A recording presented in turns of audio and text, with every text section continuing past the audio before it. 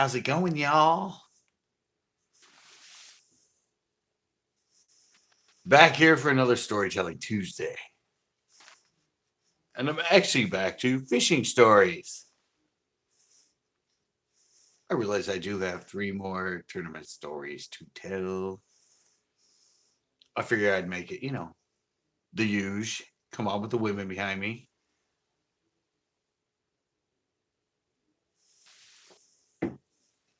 I know it's been kind of slow storytelling Tuesdays lately.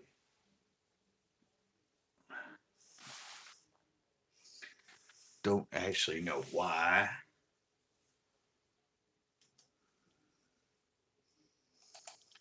But it just seems to be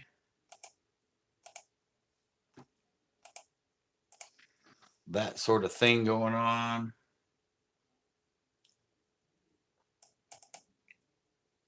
Oh, that's right. This one won't play for some reason. Don't know why that one won't play.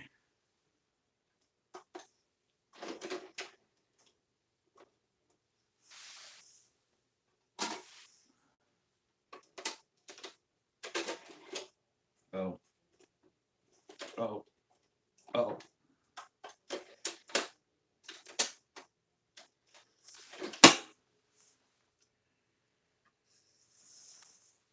I hate these side entering freaking DVDs. It's hard to get them in.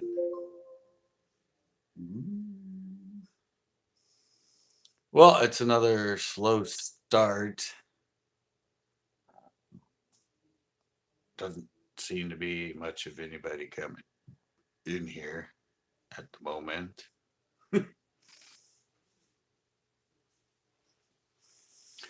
Funny, I go live at Lake and I get more people in here than when I do my Storytelling Tuesday.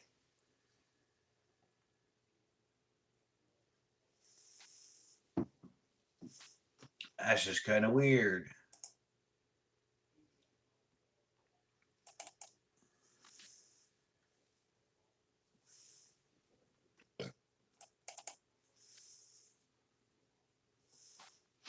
Oh, finally, it says one. Hey, yo, party people. You know how you're in the club waiting for that one thing that's going to set you off? It finally says one. It makes you so crazy. You didn't even know your hands were up until it came down. You wait for that one sound, that one rhythm. Your wings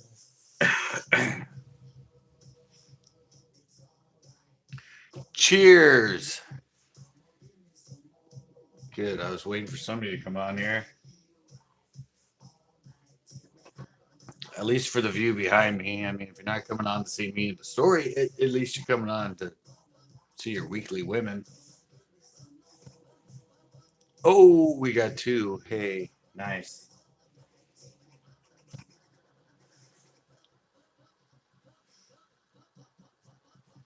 These nights have been a little bit slow as far as people getting in here.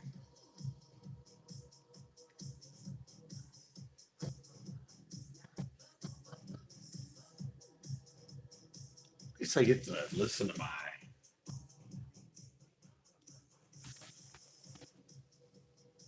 my music at least once a week. Although before I used to play this and it was no problem. Now all these songs got dinged that I was using on my channel. So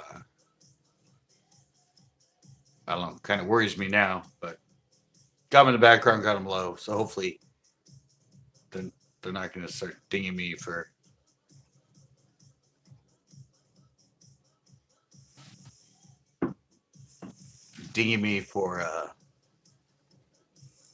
copyrighted material.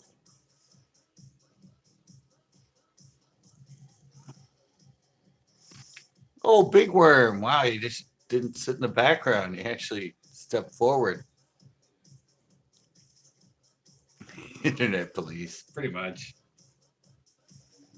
I said I knew I was playing with fire. I knew eventually. It's a mesh up, but somebody's gonna claim copyright to it eventually. Took quite a while though. I have a lot of shows with that intro. and they didn't ding them. I had a lot of shows with the outro that they eventually dinged. But now it's all my own music, so I don't have to worry about it. Or it's a friend of mine's music that's not copyrighted. So. Did anybody fish today? Because I didn't. Spent all day editing again, like 6 hours editing. 6 hours. I think I spent that long yesterday editing. But this time I actually didn't. I didn't get a chance to render it. Yesterday I edited, rendered it, and uploaded it. Today I just didn't have time. It went to like 6 o'clock or something. Yeah, I think it was around 6. 11 to 6, but I took like an hour break in the middle. Uh, but it's been windy here again. I think it was 18-mile-an-hour winds yesterday. Uh, Today wasn't as bad. Where are you fishing tomorrow? I don't know if I'm fishing tomorrow. I have some stuff I need to get done here. I have a little like how-to video that I got to film. I actually have the second recipient of the CCB bait challenge. Uh, he sent me the image, so it's all go for me to do the intro, do the thumbnail, and do a little video about what baits I'm going to be sending him. And then I'm going to work on, I guess, the third person that's going to be doing the CCB bait challenge. So I guess I've been trying to get some bigger people I know to do it. Well, bigger channels I know, like Bass Geek, Yak Pack Outdoors, Lady Bass. I've asked them all about it, but they haven't accepted. They haven't got back to me. Don't know why they wouldn't want to do it. I mean, they've known me since they weren't big channels. Now that they're up to like over 20,000 subscribers and stuff. Guess they don't want to mess with little old me. But I sent out to them, so I don't know. Maybe I'll have you guys hound them. Leaving comments going, hey, I heard CCB wants to do his bait challenge. How come you're not accepting? Hey, how come? Hey, low budget. Did you film today? I was just kind of talking about that. But, you said you might get a chance to do it today. Yeppers? Good. I didn't fish today. I haven't fished in the last 2 days. No, I was just telling them I was trying to get some of the bigger channel people that I know, that I've known since they weren't big channels, to do the bait challenge. And I've said, hey, would you be interested? Blah, blah, blah, blah. None of them got back to me. It was a blast. Good. I also have Flax going to be doing the second one. He already sent me the image. And they were just asking me where I was going to go fish tomorrow. But I'm like, I don't know. I need to get the second CCB bait challenge filmed. And I have a little how-to I want to film. And it's sucky around here right now. So, I don't know. I think it's going to be another week or 2 weeks before it actually gets out of this post-spawn funk. Anyway, it's still April, isn't it? April 30th right now. I mean, you'd think right now you'd still be finding bedfish. It'd be good. Really here in California, at least here. So everything is just defunct. But I said, hopefully, in a couple weeks. I mean, eventually they're just going to snap and they're just going to go nuts. Yeah. And that usually lasts, and that usually lasts for a lot of times like 3 to 4 weeks. I mean, it might last a whole month where it's just funky and they're not really back in the mood.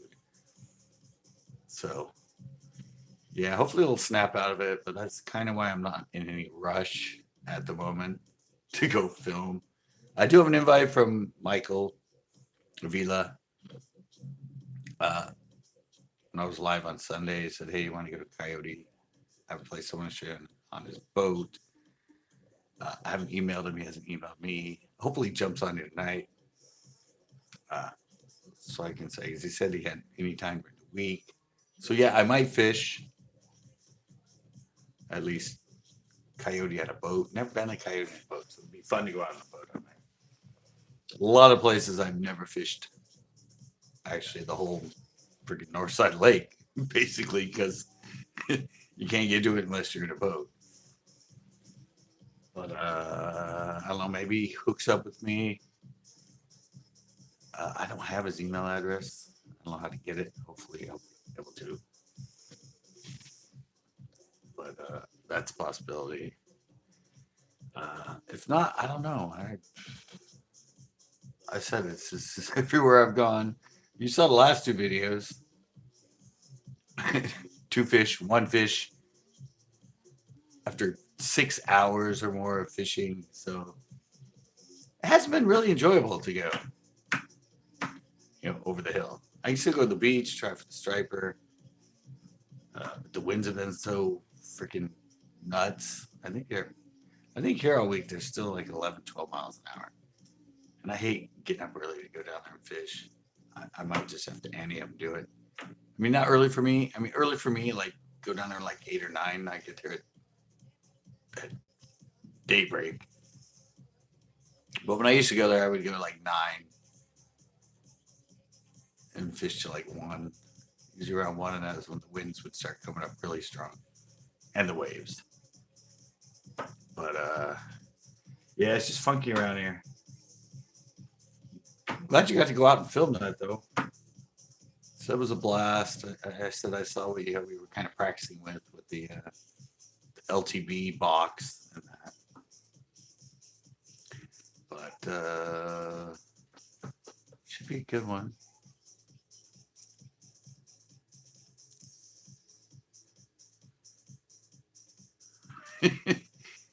I know. Well, see, we're in California. There's freaking no ponds here. I mean, not in my area. I mean, we don't have many ponds here. We don't have, or we do have ponds, but they dry up every year, so they don't hold fish.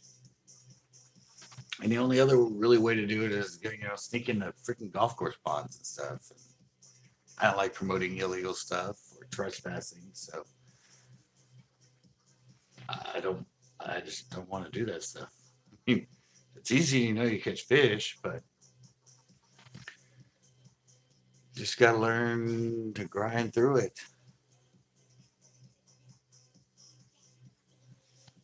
You got to learn to just make a grind and just keep fishing when you're fishing for 1 or 2 fish in a day until it gets going. But this year should be good. I mean, all the lakes are full. Once they get over this post-spawn crap, it should be a really, really good summer for fishing. And we had another. The other thing I've noticed too is, yeah, but I said we don't really even have private ponds down here. We have California, we have nothing. We have nothing is we get those hardcore droughts and everything. The one thing I've noticed lately is everyone's on this binge to get monetized. Oh, I know. Oh, a lot of places back there.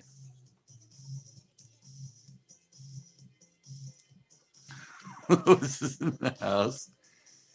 I got your Lois. I got your message, and I sent you back, or I messaged you back. I didn't send you my address.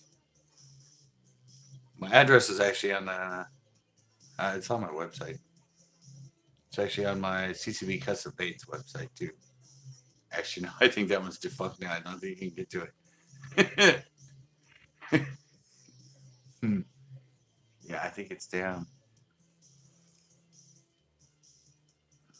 Well, w- w- I didn't get that message. You wanted to fish. Are you here? That's what I was wondering.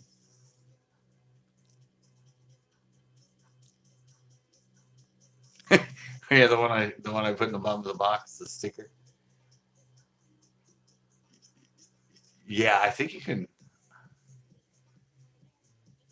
I think it's on my website. I'm pretty sure it's on my website. I mean, I know it was on my the the cover to my CCB custom base is right on the top of the shopping cart, but that one's defunct now. I don't even think you can get into the cover page. Hey, right to bear came on. uh, uh, if not, if you email me at bass@centralcoastbass.com, I'll email you my address.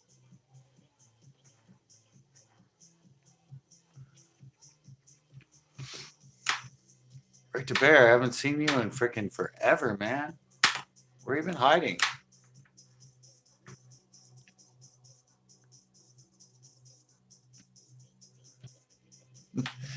Not there. Uh, in the creek. Uh, yeah, Louis, just email me. I said it's bass, BASS at centralcoastbass.com. Pretty easy. I know my website's everywhere too, and there's an email link and all the other stuff. But yeah, just email me and I'll email you my address.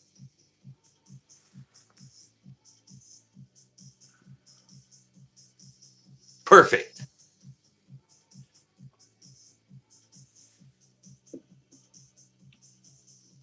Uh, you were in the creek? Did you go back to the creek? Did you fish?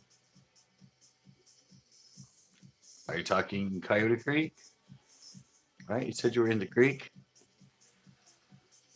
Did you go back and fish it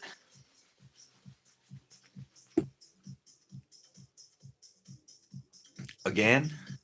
Is that what you were sort of alluding to? That you were in the creek? Another creek? Which one? Los Gatos? Behind a dam. Oh, did you go to the backside of Coyote? No, I gave up on the wine and all that acidic stuff since I had I don't know, an episode. Oh, not behind Coyote, behind some other dam. Okay. Is it a legal creek? Is it open? Is this, there's a lot of creeks behind dams that are closed right now. But I guess I have to do one behind Coyote Creek because it is legal to go down there and that. So I may have to go do a fishing show down there. Because I remember that last time. I think one of the times I was there, and the ranger goes, "Yeah, well, now behind the dam is closed." And I went, "Oh, you can actually go down there and fish." And they go, "Oh yeah, but it's only open November through. It's closed November through April." I went, "Oh, I didn't know if that was actually legal down there." And they went, "Oh yeah, it's totally legal." So that's kind of why I thought that was the dam you went to.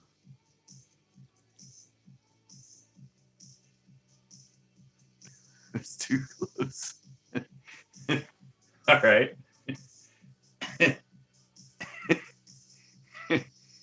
All right. That's all right. If it's questionable, it's legal, but it's questionable if I was too close.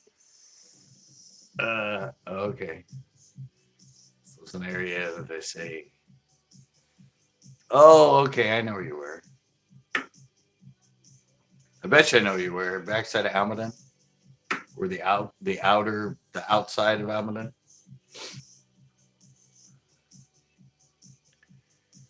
So you were the dam where it comes out of Almaden. Was it that one? Because I know you're not supposed to fish within like 100 yards of that dam, that little like weird dam they have there.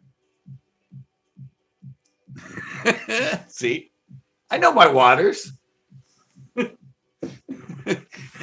I know my waters. Yeah, that's that. Well, that's not like what creek is that? It's not Los Gatos. That's Guadalupe Creek, right? I did a show there further down. Yeah, I knew once you said questionable if I was okay. Yeah, I know where you were then. Yeah, it's behind Waterworks. I actually did some shows at Waterworks way back, way back. It was like 2010 or something like that. I did some with my friend Britt. I did. I think I did 2 shows at Waterworks, which is yeah, right behind us where the dam is. The Waterworks, that's right there, the industrial area. I guess they drain it a lot now, or they drained it last year and they just filled it up. But yeah, you used to have good bass and everything in it.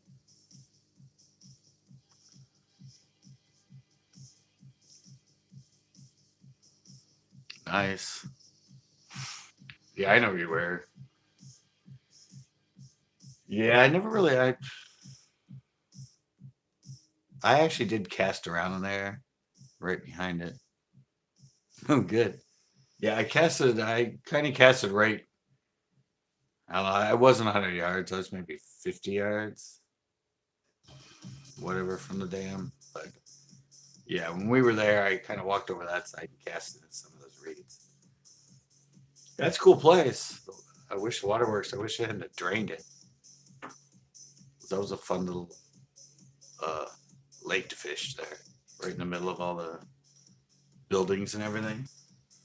Did you park in there? Did you park in that parking lot, the Waterworks parking lot, to get to it? New from Graham Magasage. Why am I getting updates?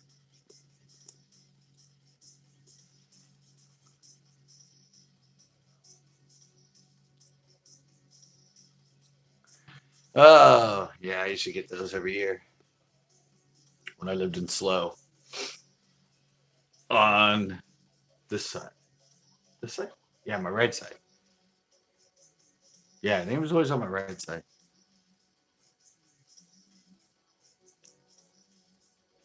Oh, okay. Yeah, side effects are freaking. I used to get those. Yeah, just all the way through here and everything.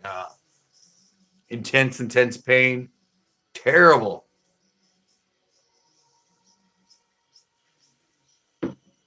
I would always get them from the pollen. But I said it was only my right side for some reason. I never got one on the left. It was always on the right. But yeah, I get some sort of pollen or something.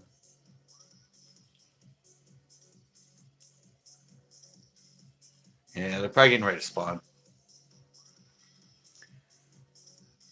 When they get ready to spawn, they start cruising around on top like that, liking that warmer water and everything. Then they'll start just freaking thrashing all the weeds and thrashing all the tulies. Should have just taken out a treble hook and had some fun.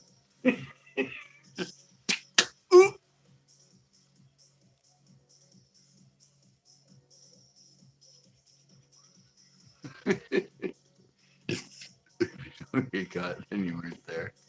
Yeah, it's only illegal if you get caught. Yeah, it's only illegal if you get caught, and yeah, when you get caught, then you're just screwed. Unless the game warden or sheriff or whatever is cool. So you can always kind of get away with it the first time you get caught. Once you get caught once, then you don't have that one innocence card anymore.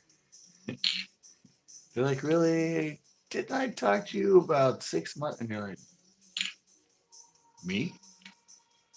No, it must have been somebody who looked like me. I've never fished here before. It's usually the way it goes down. Yeah, exactly. Yeah, I've never been to the. Well, I fished there. I need to go. I need to go fish the backside. The, do a little show there at the dam. Coyote behind it. I've been to the creek to the pond before at the county pond, but I've never gone on the backside of the creek. Definitely got to give that a try sometime. And let's see how that place is. I've seen people catch bass, and I've seen videos of people catching bass in there. I know there's not really that much area in there, so I'm sure if there's a couple people in there, it's gonna be kind of a bitch. But yeah, I'm just waiting. I don't know. It seems like Pinot, they're kind of starting to get out of the funk, but I don't know when Uvis, Chesbro, all of those are just going to get back to normal. I do need to go back to Vasona. I haven't been there in a long time. I haven't been out in the lake in a long time either. Because it was always closed when I went. They always had all the freaking algae signs up. Were the algae signs up when you were there, right there? Could you actually fish the lake? Nah, that place is screwed. I wish they would have maintained it and kept it cut down and everything. And it'd be good, but it's just that place is not, it's too overgrown now. It's just sort of, it's more of an overgrown marsh than it is a pond anymore. Spent all that money to clean it and build that walkway around it. Oh, good. Okay. Good. I think I'm going to go there then. I'm going to go there and film. I need to go by Bass Pro Shops anyway to get some hooks and some weights so I can fish a drop shot again. And now I'm out of Ned's, but I'd rather buy them from my supplier than freaking Bass Pro Shops because you can only get the TRDs and they're Play-Doh hooks and cost way too much.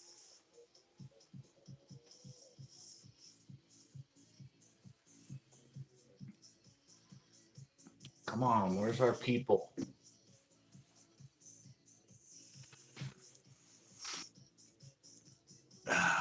Usually we have more than 4 of us in here about this time.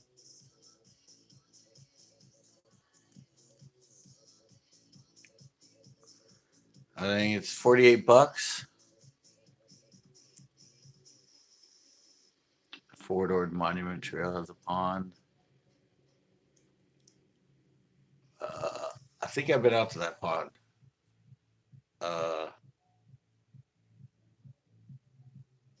I think I've been out to that one. You actually legally can't fish it. Is it the one that has a little dam? And there's kind of like 2 things that come off it? Is it out off Sir Major Whitney Road or whatever? Out by the BLM? I'm still editing. What, you filmed a show today? Can't be that important. Don't worry about it. Watch me. Oh, wait. Yeah, no, keep editing. Keep editing. Yeah, is that the pond you're talking about? Out by the BLM? BLM? BLM? The Department of Land, DLM, Department of Land Management is out there. I have a friend that actually started working for them. And I told him about that pond, and he said, yeah, you actually can't fish that pond. It's kind of on the back side of Laguna Seca. Was that the one you're talking about? Big Worm?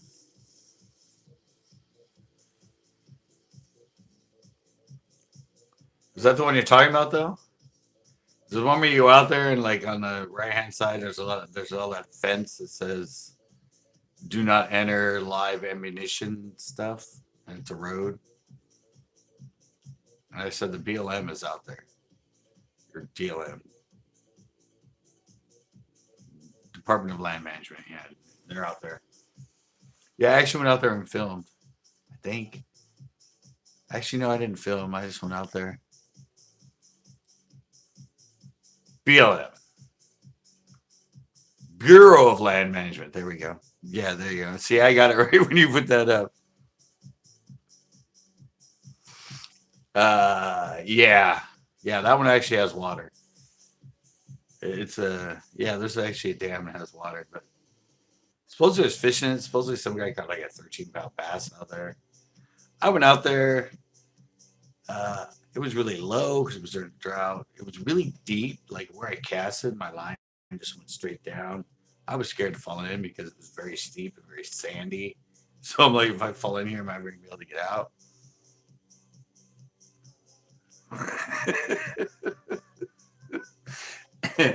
Yeah, Bureau of Land Management. I would say, yeah. And it was BLM. Yeah, Bureau. Bureau of Land Management. Yeah, okay. Yeah, but I had a kid that worked at Marshall's with me, and he got a job there. And I'm like, oh, I went out to that pond out there, and he said he was told they're not really enforced or whatever, but technically you can't fish it.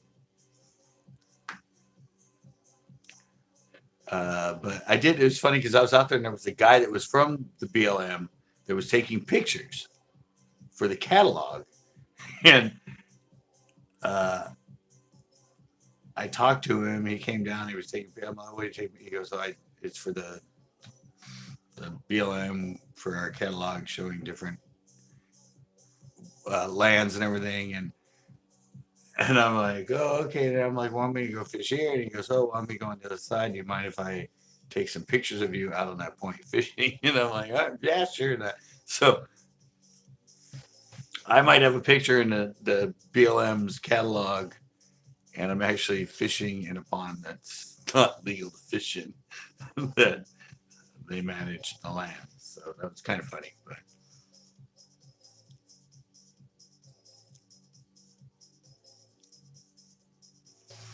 all right, Lois. Yeah, I said send me an email, and I'll send you my address. I got yours now. I wrote it down.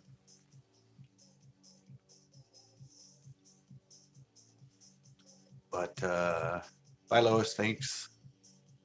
Thanks for showing up.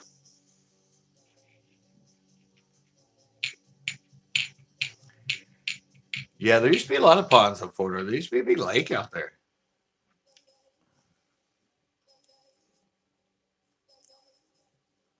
There used to be a big lake out there that actually you could water ski and everything.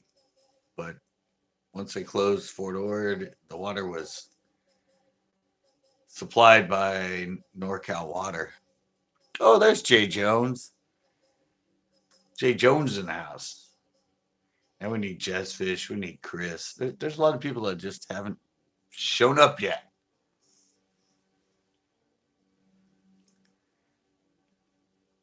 It's funny. I usually get more when I just pop up live at Pinot. Everybody shows up. I do my storytelling Tuesday, and it's kind of it takes so long for everybody to just sort of. But I made the precedence of doing the pre-show before I do the storytelling. So I think everyone just kind of takes their time. They're like, oh, he's gonna be talking and blah blah blah for like 40 minutes. So that's right. Corn farts isn't on here. Hookum Dano. Where's Hookum Dano? He's usually driving on Tuesdays. We can get him home. He hasn't shown up yet. Maybe he hasn't started driving yet. I think usually Tuesdays, isn't that when we get Hookum Dano home? Because he's driving? I think it's usually Tuesday nights. Oh well. So it's only 30 minutes in. It gives people a little more time.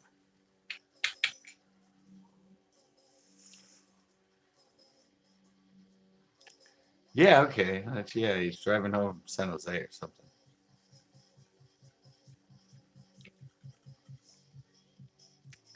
Chris is eating ice cream. Oh yeah, where's Alucard? Alucard hasn't showed up either. Yeah, so you guys keep track of all the people that are usually here. Well, then we had like Land, High Country.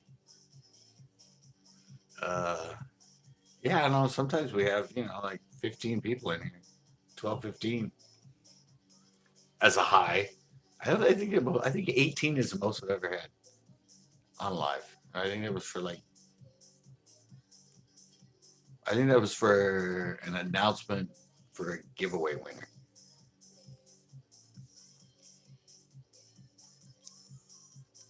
Yeah, yeah, exactly. It'll all go good, and then right at the end, Chris will show up and it'll go south. Yeah, no, I always see all these other people live, and they constantly have like 17, 20 people, 25 people. I'm like, I never kind of, I mean, I have that many people come in and go out, come in and go out, come in and go out, but I never have it at any one time. Is it glitching? Well, it's not on my end. I have 5 bars. It's on YouTube's end. Glitching? No. I say I have full 5 bars where I am right now. So feed usually when I'm here is pretty good. Although one time at Pinot it kind of recycled. Oh, just when Chris gets here. Oh, I see. That's what you're saying. When Chris shows up, it gets all funky.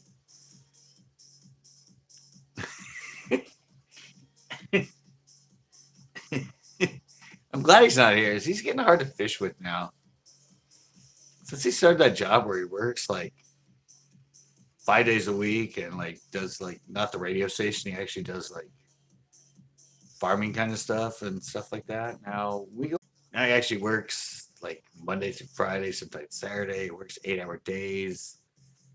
Um, it's for a cannabis thing, but he does like trimming all the time, and I changed. But yeah, I don't know. He just gets kind of like I don't know. It's kind of pissy,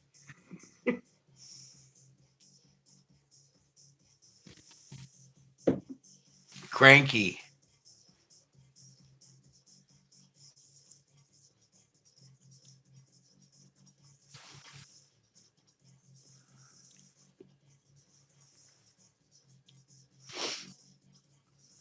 Snickers. No, I just think I don't know. He just changed his life. He's done everything else. That's why we only go out like every other week now. He doesn't have time. I mean, he's a single parent with his kid.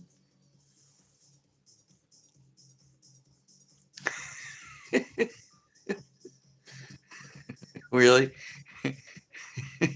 WGF showed up in here. How you doing, Mike? Coming to harass me because I harass you all the time. Why is this thing like?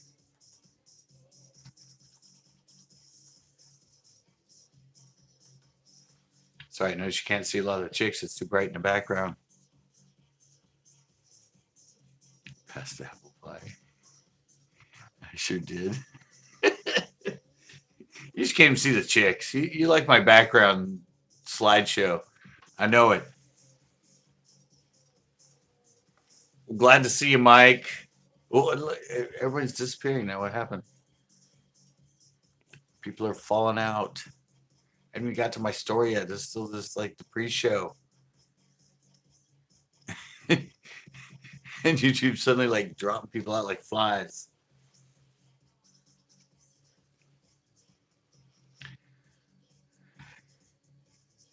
What happened? My feed being funky or did there we go. Now it's starting to say people are coming back on. I just always watch it and all of a sudden it just goes nowhere. I said he hasn't showed up. He hasn't been here. I have no idea. Usually he's LA said usually Hook 'em Dano's usually here too. He's driving. We always get him home. I haven't been on with you in a while, Mike. Or I haven't seen you on in a while. I know you always do your live stuff, but I haven't seen you in a while. First last night was I on? I don't even think I checked anything last night. I don't know when I do these, I don't check it. A lot of times if I'm editing and everything, I don't even get online. I haven't done anything online today. I haven't even looked at anything online. I mean, I'm online now, but to me, I feel like I didn't do anything social today because I just spent 6 hours editing a show. I actually want to upload a really cool picture to that. No, I'll probably never throw that thing. I think it's gonna go as a giveaway at some point. I'm not a swim bait guy. I heard those kind of suck anyway. I mean, nope. I said I was glad I found it, but no, it'll probably be given to somebody as a giveaway. Just like I don't know. This is a tool I found. This is the I don't know what this is.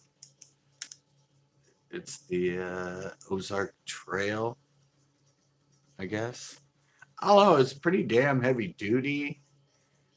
It's got like screwdrivers. I don't know if it's 17 or something things in it, but it seems pretty heavy duty and everything. But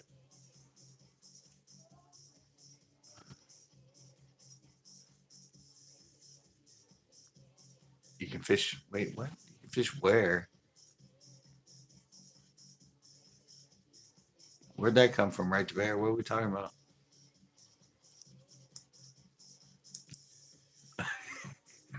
Wait, where are we talking about? Where are we talking about that we can fish? Did I miss something? Did I? What did I miss? Where can we fish that they don't care? Yeah, I'm like, I'm like, wait, did I miss something somewhere along the line?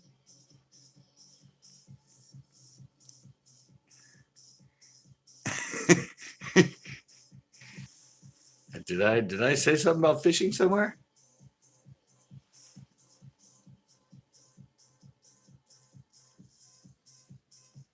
Or did he go to another live and came back here and forgot which live he was answering a question to? Because I'm totally confused on that. I have no idea where that just came from.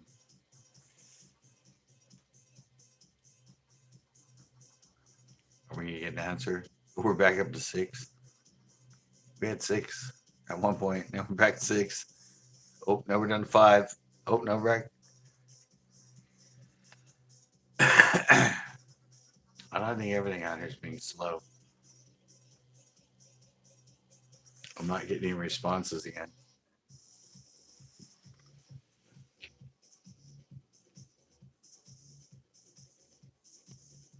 Sorry, I'm getting into the music that's playing behind me. I just refreshed. So you jumped in the shower? Nice.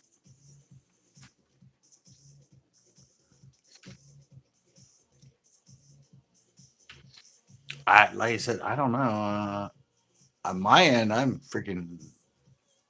full on 5, so I don't know why I would have an issue on my end. The browser page. Yeah, I've been on a couple. I've been on a couple lives on my desktop, not my phone, and I have trouble getting into them. I'll hit on them and I'll see comments going up, but it's just like spinning and spinning. And no SF stories. That was last week. It's gonna be a good tournament story once I get there. Hey, there's High Country. We were just talking about that. We're like not in a lot of the non-usuals or not. Not a lot of the low, like Chris hasn't been on. I'm all High Life hasn't been on. Jess Fish hasn't been on. Hookum Dano hasn't been on. No, that's fine.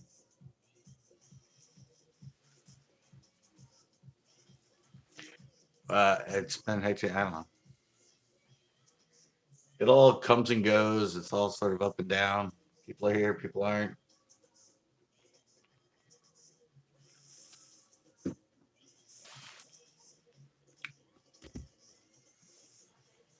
These are the ones that are kind of hardest for me when nobody comes on. I have nobody to conversate with because all the other ones I'm fishing. So if nobody comes on, I just fish.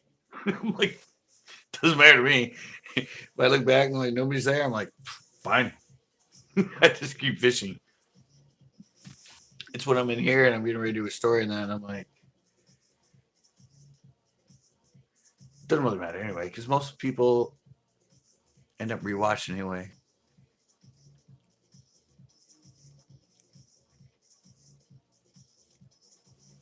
Oh, yours just ended? Wow.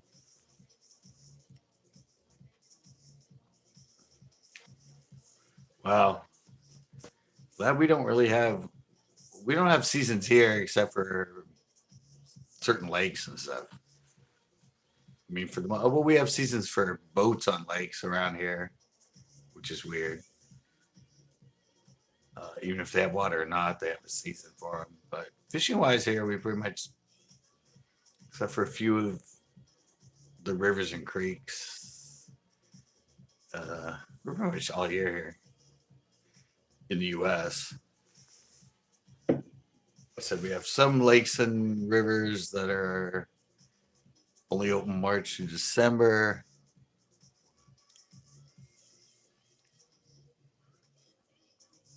Trout fishing is season. Well, that's like Canada too.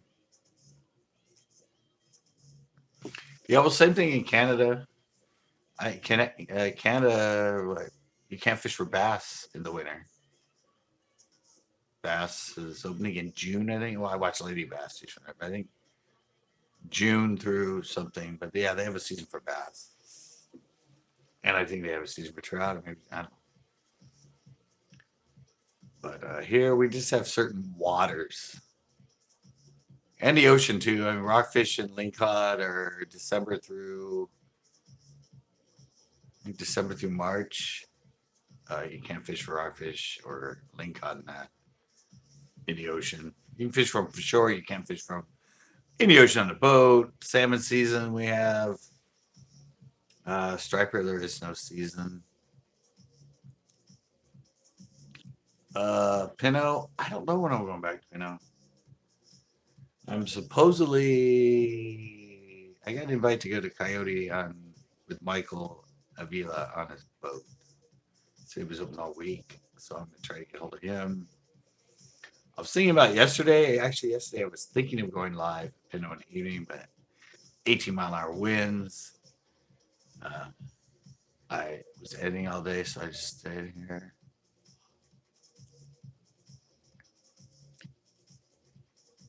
Okay.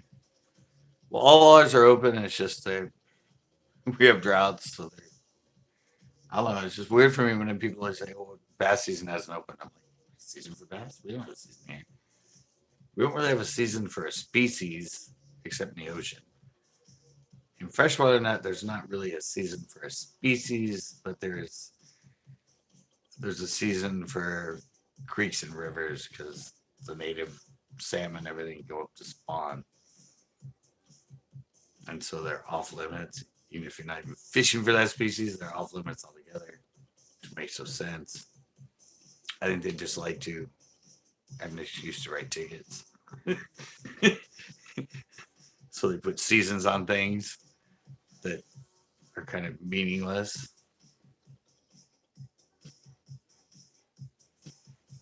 Hey, there he is. We knew you were driving. We thought this was your drive night. So we were wondering where you were. We're all thinking you got in an accident or something.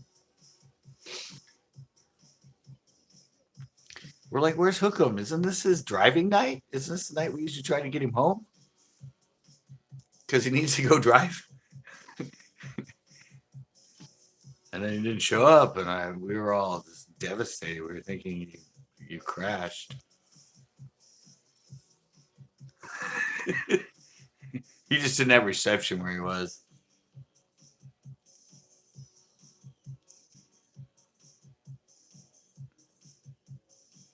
Yeah, the same way here. Freaking trout, salmon, everything is like all fishing game cares about. They give a rat's ass about bass, catfish, carp, anything else. It's their their prized possession is trout. I think the only thing they raise in hatcheries, they used to raise a lot of fish in actual state-owned hatcheries, and I think now all they raise is trout. You have to go to private hatcheries and everything to get anything else like bass or bluegill or red ear or catfish or anything else. Yeah, fishing game is strictly only trout now. I don't know. I need to go. I said just said I need to go down there and do another one. Need to go down there probably in the morning. Get my ass up around like 7 or 8 and go down there and play around with some striper in the morning when the winds are offshore and the waves are baby. So I don't have to dance so much. Yeah, I plan to do more. I mean, this is usually when the season. I mean, usually the season for them just started. Usually it's April through September, but they've been here all year, and it's starting to get really, really hot. And it's usually like saying, usually it's really hot. April through September here. So I mean, I'm in no hurry.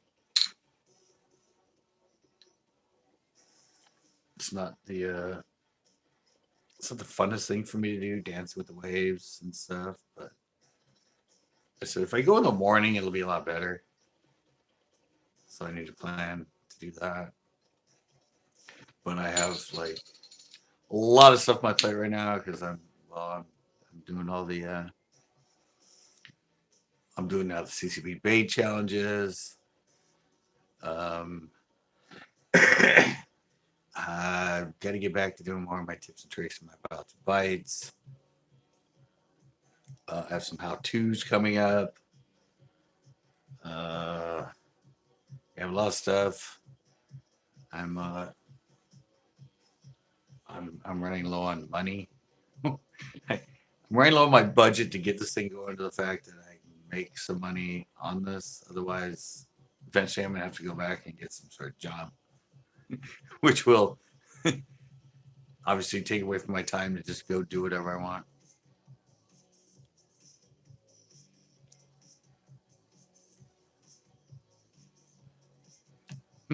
Really? Get some waiters. No, even with waiters, I just hate that. I hate the whole ocean thing. I could have full waiters, everything. I just don't like all those crashing big waves and running up and running down and getting hit from behind and getting hit from the side and having to plan your cast. And it's just not really my cup of tea. I mean, but if you go in the morning, it's a lot better. I mean, it's the afternoons when the winds and the waves and everything pick up. So that's when I used to do it. Years ago when I went, I usually went in the mornings. And it's like a freaking lap pool. Like a lot of times it's just like, it's just the waves don't really get going. Chamomile.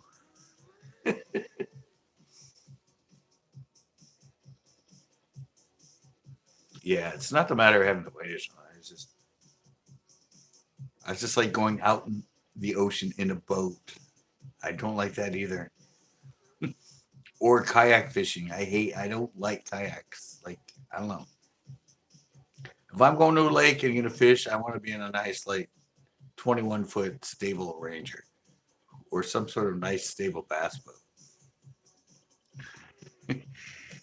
uh, well, it's not a matter of the tides. I was there on low tide and the waves were crashing like hell. It's just once you get in the afternoon with the winds, it's the winds that push the waves. So when you go in the morning, it's offshore. There's no winds. The waves aren't crashing on you like crazy. Can you swim? Yeah, I swim. Oh, look, Chris showed up. Yeah, I can swim. I grew up with a friggin'. I lived in Southern California. I had a pool in my backyard my whole life.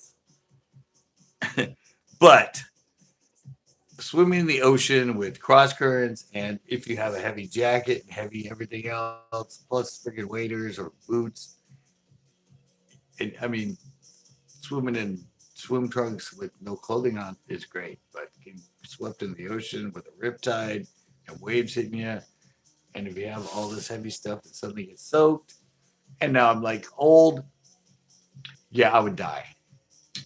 I can swim in the lake, I can swim in the pool, and I'll be fine, but I would definitely not last too long trying to swim against riptides and wave currents and everything else. I would be, and the fact that it's like 55-degree water, it's all bad. One more swig. I think that's more than one. That's sipping. That's sipping stuff. Yeah, big worms here, Chris. We're starting to get some people in. That's good. Usually takes about an hour in. Oh, there's Ice Cream Man for you, Chris.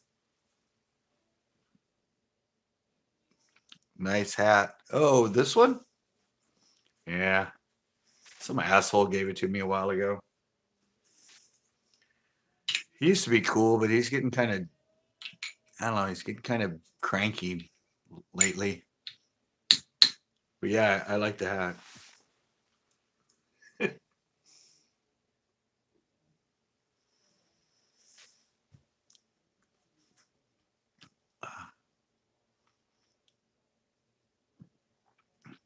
Oh, see, Just Fish G is in it. See, everybody's starting to get in here now.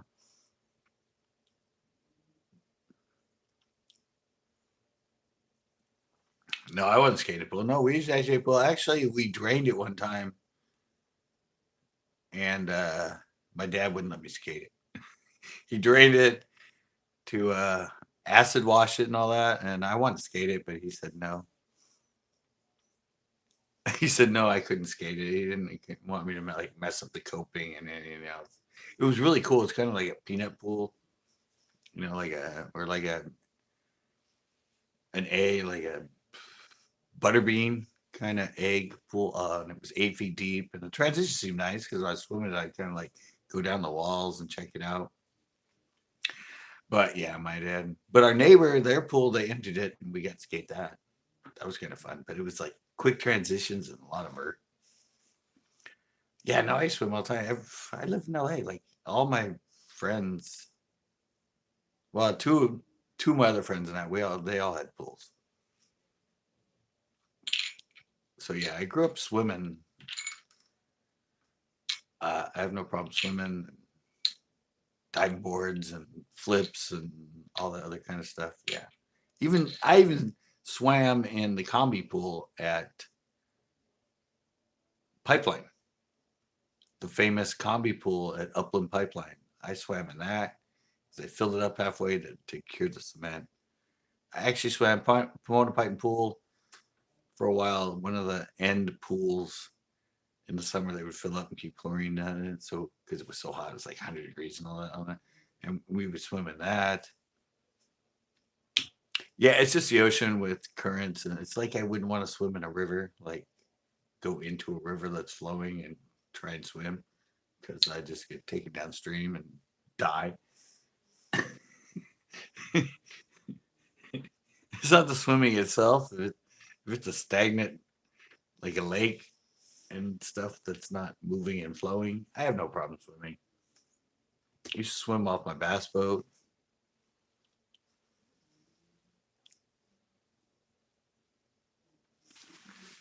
Yeah, I used to. I've surfed one time, but Yeah, but I know I'd freaking with that current and everything else and having clothing on, you would die very quickly. Just like if I got swept into like even Coyote Creek. It's not even that hard of a current, but if I get swept into that and I had to like try and swim and find my way out, I'd be like panicked. Don't like currents. I don't mind waves, but they got to be like stagnant, like a ramp. That's when they're fine.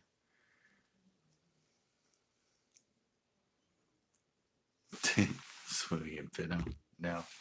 I did fall in once off my boat and had to swim.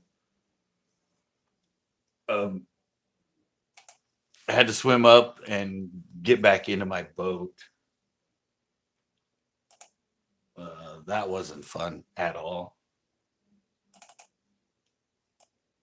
All right. Where is it? Where is it? Getting to be that point in time. Now I can turn this up a little more.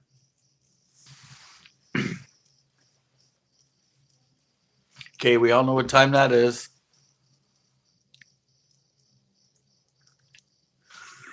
I got locked in a freezer the other day.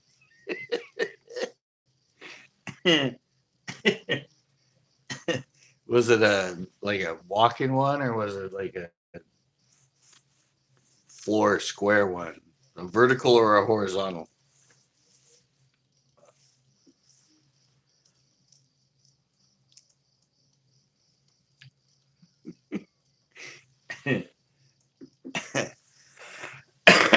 All right, guys. He was just chilling,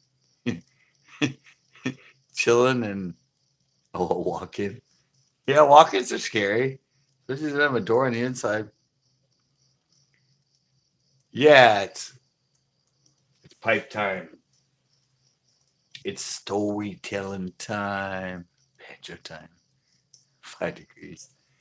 Yeah, I used to hate that at restaurants. Those big ones you walk in, and I mean, most of them have the button on the inside, so you can open them up, or they have an axe. So if you want, you can try and hack through the heavy door to get out. All right, guys, this one's a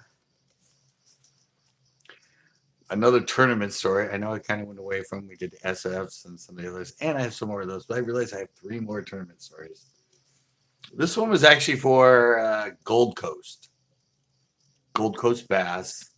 Remember, I fished three. It was I fished Ambushers was the one I fished mostly. Then there was Gold Coast, and then there was Tri Valley, which one I only entered one, and I won that one. Well, I think this was the second one we did with Tri Valley or Gold Coast. It was me and my friend Jason. It's partnered, and it was at Margarita, which is my home lake. And it was I think it was in late June or early summer. I know we didn't have a split weigh in. We only had one weigh in. And yeah, it was me and my friend Jason, 5 bass limit, but there's two of us in it. And my usual plan. Well, actually, let's go back. Okay, that lake at that time of year, usually 17 to 18 pounds.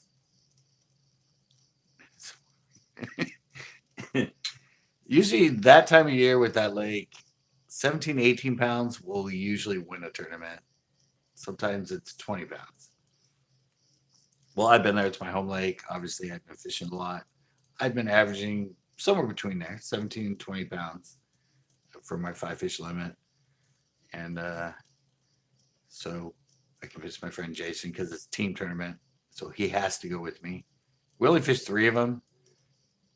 Anyway, they had like 8 tournaments in that, but because a lot of times he didn't have time or he didn't have the money because he was like self-employed as the biochem engineer and all that. But anyway, I got him to do this one. In the morning, we had I said at that time I wasn't fishing the drop shot. I wasn't fishing Senkos. Didn't really fish. I fished jigs, but not that much. But I was mostly a power fisherman. It was surface lures in the morning and then cranking all day long. In the afternoon when the wind came up, it was high speed, shallow cranking, square bills, right along the weeds and all that. And so that was kind of the plan. But this time instead of the spook, uh, I was getting fish on a buzzbait. So we launch, we go out at a great point. Always caught a fish on it. That's like um, 4 or 5 times out. I've always caught these fish off this thing on the buzzbait. Went to that point, caught one. It was like, I don't know, heavy two. And then we keep working along. I end up pulling up another one that's probably about the same size, almost 3 pounds, maybe like a 214, 215, something like that. And the plan was, and usually what we did is we fished surface till around 10, 11 o'clock. It's usually at this lake, Santa Margarita, and all those lakes, because they're in the valley and all that. Around 10 or 11, you usually get the winds pick up. And then suddenly you'll have like 10, 15-mile-an-hour winds, 10, 12-mile-an-hour winds the rest of the day. So that was the plan. So we go out. We're doing pretty good. I mean, we got 2 fish, usually in the morning with the surface lures with me in the tournaments because I had such a really good high-speed crank in the late afternoon bite. Uh, Usually to kind of calm the nerves and everything in the morning, getting 1 or 2 on a surface or maybe one like kicker, like a 4 or 5 pounder or something in the morning was great. So accomplish our goal. Great. We got 2 fish. Something around 11 o'clock, uh, the wind started to pick up.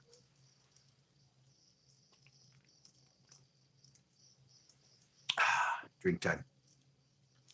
And oh, another thing about this lake at the time, Margarita, lots of grass all around the edges. Water was really clear. It was like 6 foot visibility, which is really, really clear. So as you can imagine, you want some wind, you want to break up the surface thing, all that. So the wind came up about 11. I'm all cool. All right, let's start this whole cranking thing because that was kind of the thing. Is we go around shore, I'd crank in the front, he'd crank in the back. If hit a point, we'd both line up and cast across it, that kind of thing. I mean, we had a plan. We'd fished together before. So wind comes up, 11 o'clock, thinking everything's perfect. This is great. We're going to win this tournament. I've been hooking it. A lot of people were saying it was tough for them, hard to catch fish. And so we head to the first spot, run down it. I catch a nice, like, I don't know, it was like a 3 1/4, 3.5, putting live well. Then we're heading down a little bit further and working it, and nothing else. And I'm like, all right, well, let's head to the next spot. Because, like I said, with me, I usually had 3 or 4 spots, but just rotate through them all day long. So I'm all right, great. They're hitting, they're liking this thing. And I was using actually it was an Excalibur, the one I showed when I showed my crankbaits, Excalibur. It was a bluegill. It was kind of purple on top, a little bit of brown. It was clear, had a copper plate in the middle of it. The bottom was a little bit blue, had a little bit of like a dark orange under the bill. It was more like the bull, darker bluegill, or how they get in clear water, that darker, coppery, purpley blue color with a little bit of dark. But it matched them perfect, and I love bluegill in my lake. But I only had one. It was the last one I had, but it's weeds in that, so if you get caught in weeds, you can always go up and pull it out. It's not like there were a lot of rocks and timber and everything, so I didn't feel unconfident only having one of the lures left because I hadn't ordered more. So anyway, we caught that fish. We now have 3 fish in the live well. A pretty good average, like 9 pounds, something like that. 10, 11, 12, 13, 15. Given it what I was catching afternoon size wise, yeah, it sounded good. should put us around the like 17, 18 pound range in contention to possibly win the tournament. Well, on our way to second place, uh, we get there. I put down the trolling motor, and the wind totally just dies. It was a pretty good wind. It was coming up 10 miles an hour. It was putting some good ripples and everything. All of a sudden, it just dies, and the lake just freaking goes glass. And like, this never happens. This is like maybe once a month, if you're lucky, out there in that valley, in the Center Valley, over the hill, the Center Valley, you would get a day where there's like no wind all day. Like it's just completely calm. And suddenly that's just what it became. And we're just like, what the hell? Why did this? And high speed cranking, crankbaits, any sort of active bait, if you're sitting on glass water, sun high, no clouds, 6 foot visibility. I mean, you can see down almost like it makes it pretty much impossible to catch a fish on an active bait. And like I said at that time, I didn't even have plastics in my boat. If I did, I only had like a Texas rig. Jason only been fishing for bass for like 2 years. He started with swim baits. I got him into the crankbaits and surface lures. He had no idea how to, fish a drop shot or any of that sort of stuff either. So pretty much suddenly we're like screwed. Or at least I'm screwed for what technique had been working. The crankbait and running high speed cranking around all the weeds and everything with that wind blowing, which had been working for me. And I would catch probably 15, 20 fish a day on that, and quality, like most of them 3+. And, sometimes a good 4 or a 5 or a 6. And it just, I don't know, I couldn't believe it. And I mean, this happened around 12 o'clock. And suddenly it's 1 o'clock. Suddenly it's 2 o'clock. And still, every once in a while, a little bit of a ripple would come up on the lake, and then it just went back to being completely glass. And we're just like, and then it's 2:30, and still absolutely no wind. So we basically went like 2.5 hours without a bite. Just all my spots, everywhere I tried to go to, everywhere I've been catching them, it's just, I mean, absolutely nothing. Like, just dead.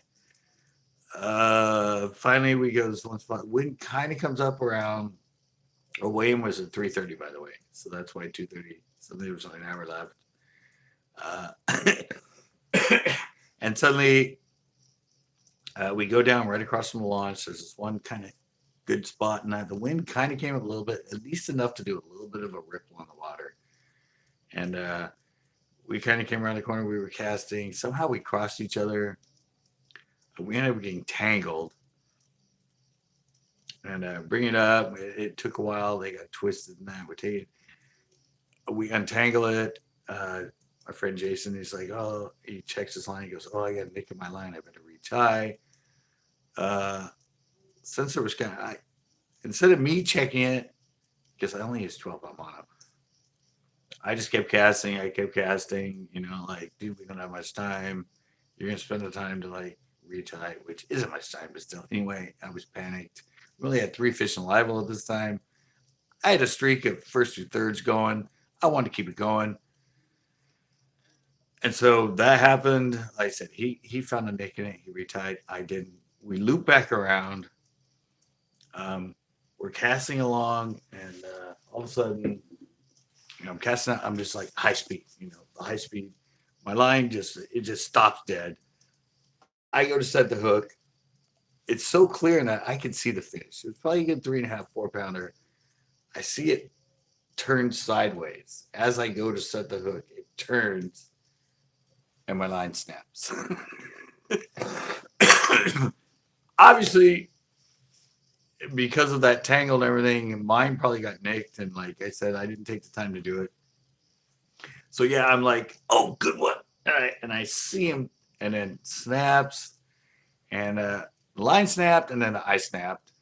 I effing threw my pole down on the boat on my deck. It bounced. It almost went over. I started, fucking, and I sat down the deck. And well, that's it. This is it. I'm over. I'm done. Let's just go in now. Or, this sucks. I'm gonna lose my streak. This and that. I was just like, and he's just like, come on, dude. We still got like half an hour. Because here's another thing is, um, he had to leave 15 minutes before the end of the tournament, and he'd already done it out with the tournament director and everything. He told him what it was because he had to go meet with a conference call with some clients. So he was leaving early, but I could, I still had the 15 minutes after that. So anyway, I snapped that off. That was my only bait. It was the only color that was working. I didn't have anything else that was even catching fish. And yes, when pre-practice and everything, when I was there, I was trying shad colors and every other color I had. That one with that purple in it, the blue, the darker blue, like, was the only thing that caught me any fish and even got me any bites. And suddenly I don't have it. And it was like 2:45 at this time. And so that's why I said I had to break down. I threw the thing down. I go, screw it. How are we going to catch 2 fish in 45 minutes? We haven't caught one in the last 2.5 hours. He's like, come on, dude, let's just keep fishing, keep fishing. So I tie on the, I don't know what it was. I think it was the Tennessee shad. The same exact lure, but the Tennessee shad. Instead of looking like a darker bluegill, kind of like that lighter one, I hadn't really had much luck on it. Kind of the only thing I had.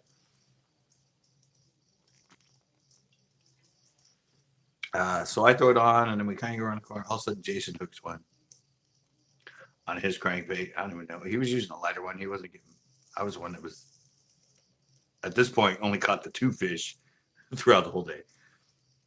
But so he hooks one. It's like a 2-pounder, something like that. He gets it. He puts it in the boat. We start working our way up.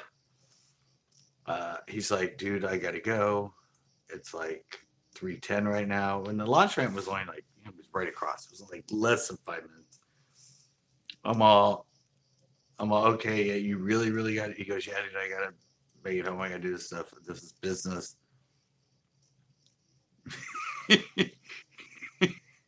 Oh yeah, I gotta plan it during it. I need my pauses to take a drink.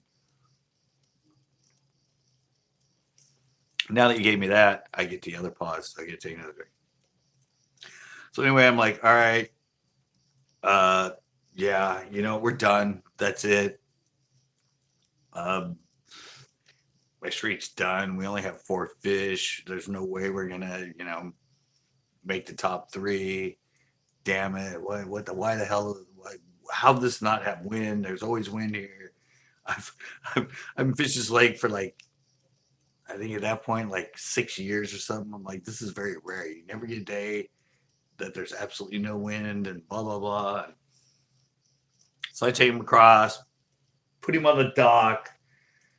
He gets all the stuff out. He's all, so you're done? You're not even gonna go try? I'm like, dude, I have like 10 minutes. I mean, where am I gonna go in 10 minutes to try and catch a fish? I mean, and I don't even have the bait. Like I told you, it was that thing that had like kind of the purples in it. That was the only thing he wanted, and he didn't have anything like that. I'm like, yeah, dude, I think I'm just gonna call it a day and sit here. We only have 4 fish. We're done. Sorry, because he was on a budget, and we like to, usually we got some sort of money back for being in there because he's only paid like down to like 3rd or 4th place. And I'm like, sorry, dude. If the wind would have been blowing, we probably we would have done way better. I don't know how this happened. I've never seen it do this. I've been out here for the last 3 weeks. There's never been no wind, blah blah. And so he he's like, all right. So he goes up the ramp, goes get his truck.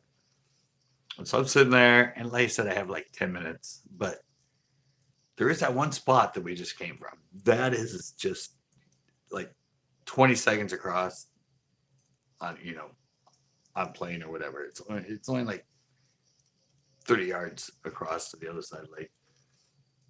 And so I'm like, all right, let me see what I have. I start digging through my tackle box, and I end up finding one bait that I had that had a purple back. And I actually have the bait right here. It was this bait. This little, this exact bait. I still have it. This was like, when was it? This was like 2003 that this tournament was. 2003, 2004. I think it was 2004. But anyway, this is the actual bait. And you see, it has the purple on it, but it's just like the ugliest thing ever. It's purple and yellow with a little bit of orange. It's a Rebel We Are. And so I'm like, kind of like, what the hell? Like, it has purple in it. That's a purple back. The other thing had the purple back, and that seemed to be the key. So I tie this thing on. I head across.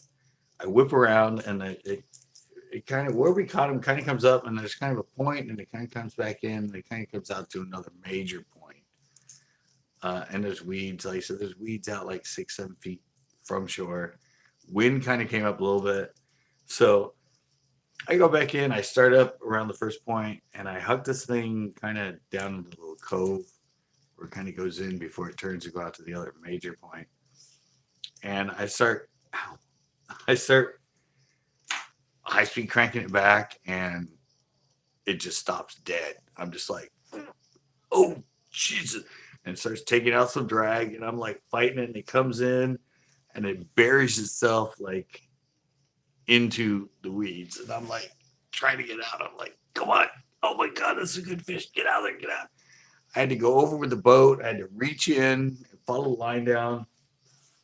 Ended up like getting a hold of the fish and pulling it out. And I'm like, are you effing kidding me? There is no way. I just caught this fish on this ugly ass freaking lure that I've never even thrown in my life. There's just like no way. So I take it out. I end up putting it in live well. So yeah, all right, now suddenly we have a limit. We have 5 fish, and this is a good fish.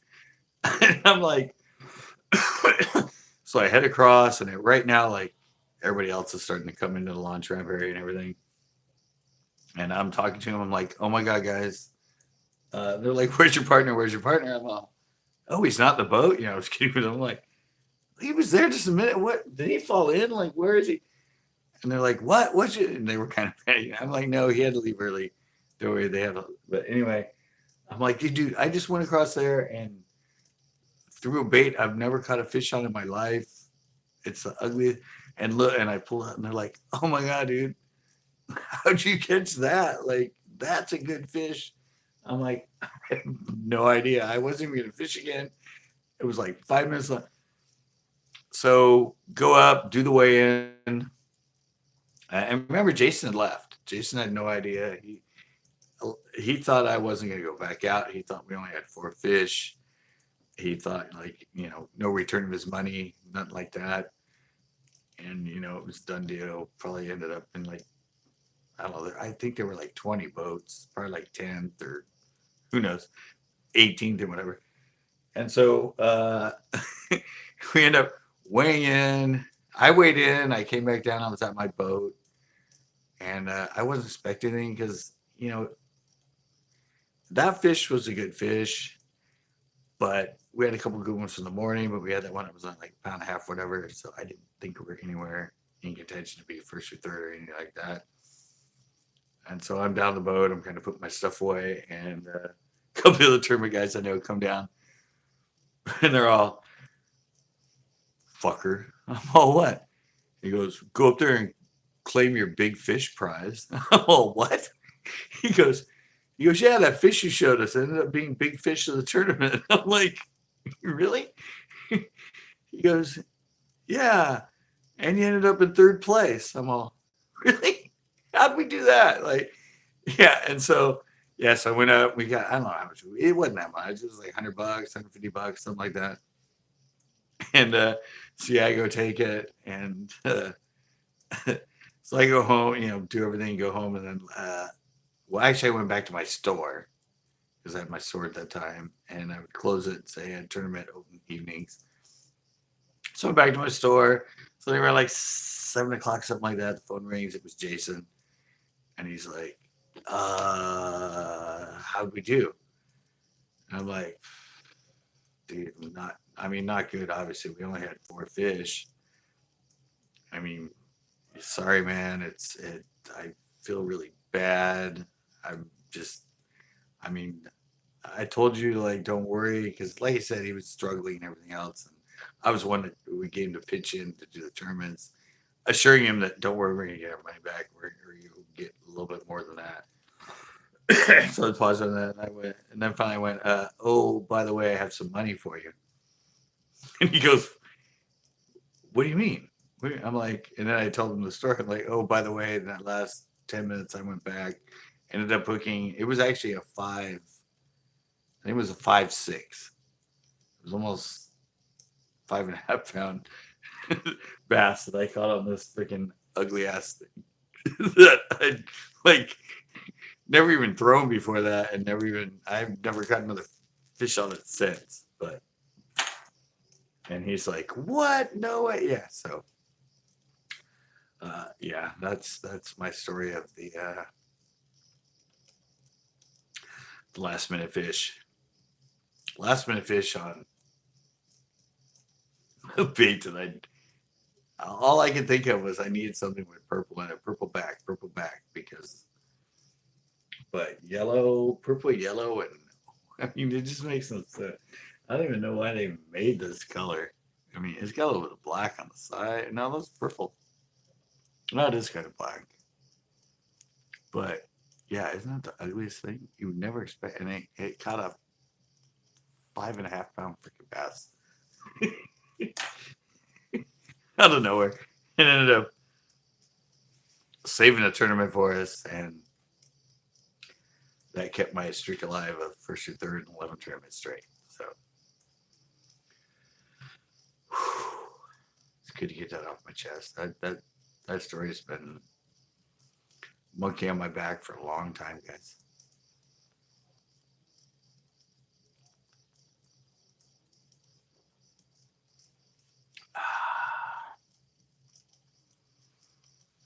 Bass and Bucks, how's it going?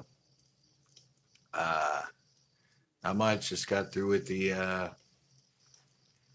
storytelling, exhausting storytelling. I mean,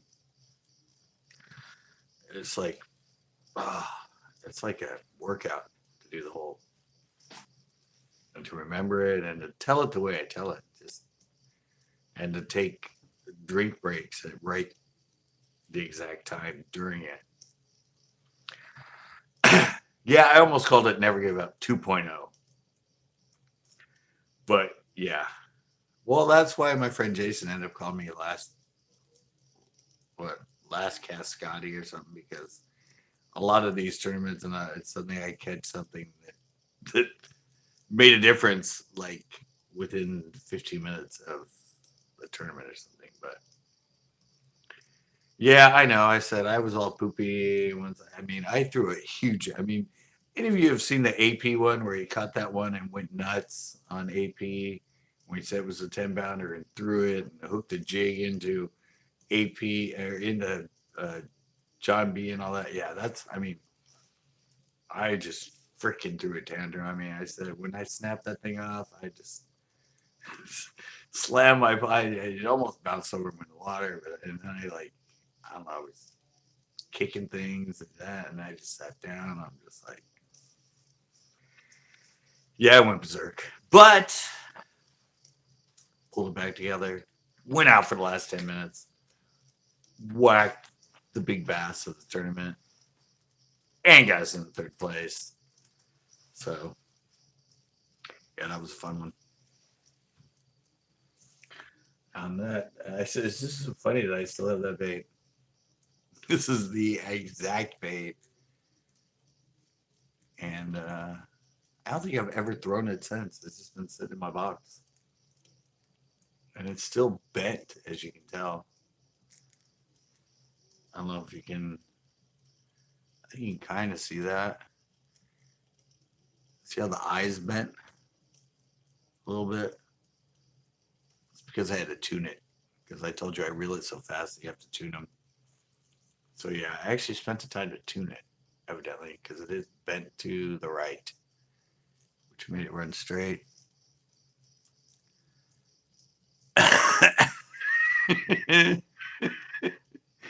Whoops.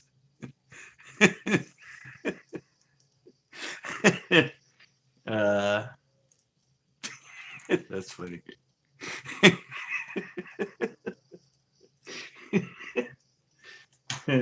Yeah, that's funny. It's ugly. Yeah, it does have a great personality. And I got to run straight. So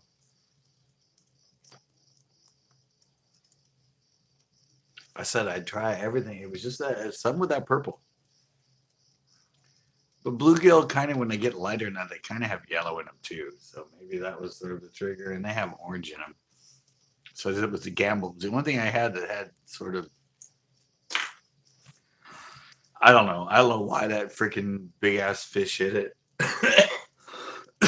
I mean, the wind had just sort of there was ripple in the water finally.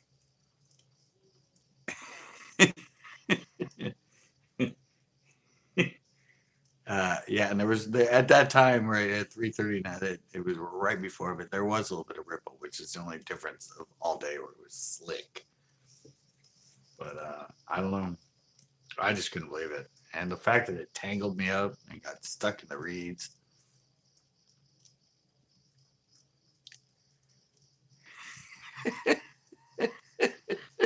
Back now, just bought a box of beers.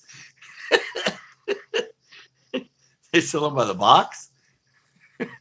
Wow, New Zealand sells beers in a box. Well, you missed the whole fun thing about this ugly ass freaking Rebel We Are lure. These things are good though. The rattles and stuff in them. I mean, they still make the We Are. I don't think they really make them in too many colors. I know. I don't think they make this color anymore. I think I found this thing in like Walmart or something for like $1 or Kmart, something like that. Yeah, I think they were from. Yeah, I don't even know how. It's old though. I mean, I know I was 2004 when I had the tournament, but I think I bought this thing back in the mid 90s. Great though. I said this is like pretty much the original square bill. Rebel We Are is actually sort of the original. These things are from like 70s or something. They are the original square bill, and I don't think these are the original hooks. I think I actually replaced the hooks on these because these look like mustad. These don't look like the original hooks. I think the originals are like just straight bronze hooks. Yeah. Yeah, keeps me going here. The storytelling. If you're doing storytelling, you have to have a fire. That's just tradition. So when I started the Storytelling Tuesday, the first thing I did was I had to find a really good video of a campfire. And I'm not sure if you can hear, but you get the crackling of the fire. There's crickets. If I turn it up more. But yeah, that was the first thing I did. Oh, actually, I turned up more here. Sure. That's why I was having such a problem with through my speaker. 'Cause I turned it down when I put on the music. But yeah, gotta have a campfire. Exactly. I just need to do. Wish I had a lot of ghost stories because ghost stories would do really well. Of course, I don't know. My new light that I have in the room is a bright. Needs to be a little bit more dim, but it works.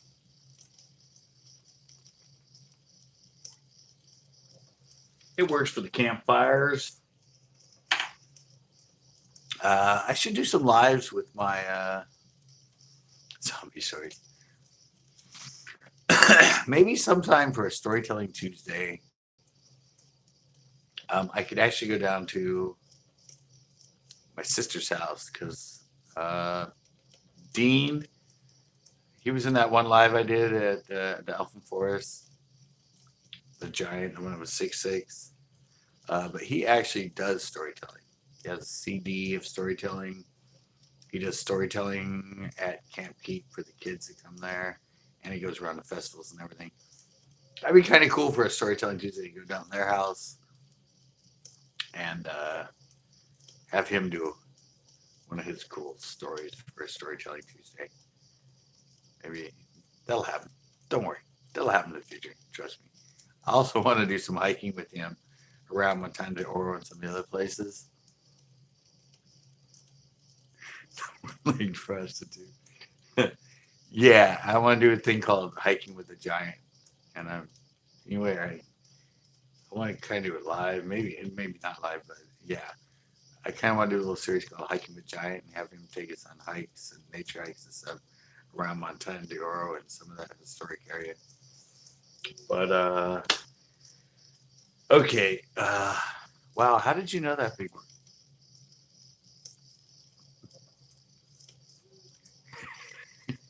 Yep. How did you? Oh, wow. All right. Well, Big Worm brought it up. I don't know. I don't. Did I tell you that? Did I ever bring that up when I was in San Francisco with the hooker with one leg? Wow. I didn't think I did. All right. Well, if you want to hear that story, I didn't think you wanted to hear about me with a prostitute, but she didn't actually have one leg. She had well, it was a prosthetic actually on the other side. So I mean, you couldn't really tell. It was actually from the knee down. So I mean, she walked a little funny, but you couldn't really tell.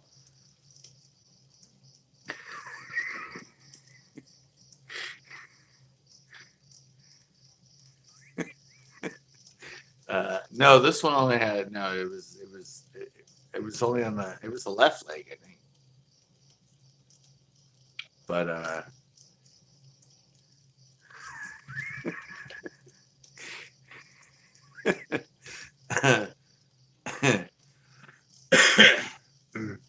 no, I didn't get half off. But uh, I don't know. It was interesting. She could do some really fun stuff with the end of her knee. But yeah, I'm not gonna go into it. But it's really funny because I didn't know the big worm knew that story. Yeah, I tried, but she said, "Well, everything you need with your penis is functional," and uh, I kind of had to agree with her.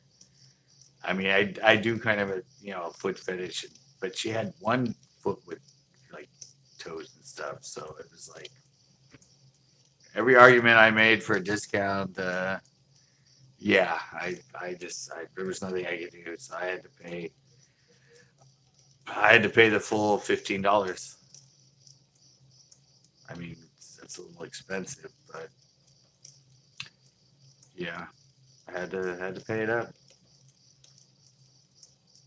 Didn't really have a good excuse for a reason to not pay the full price. But $15, that's yeah. I mean, it's reasonable.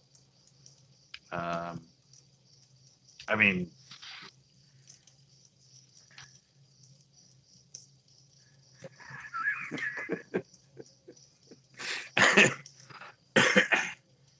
I mean, she wanted 20. I negotiated her down, but I mean, for a blowjob and sex, 20 minutes later, that was a little high, but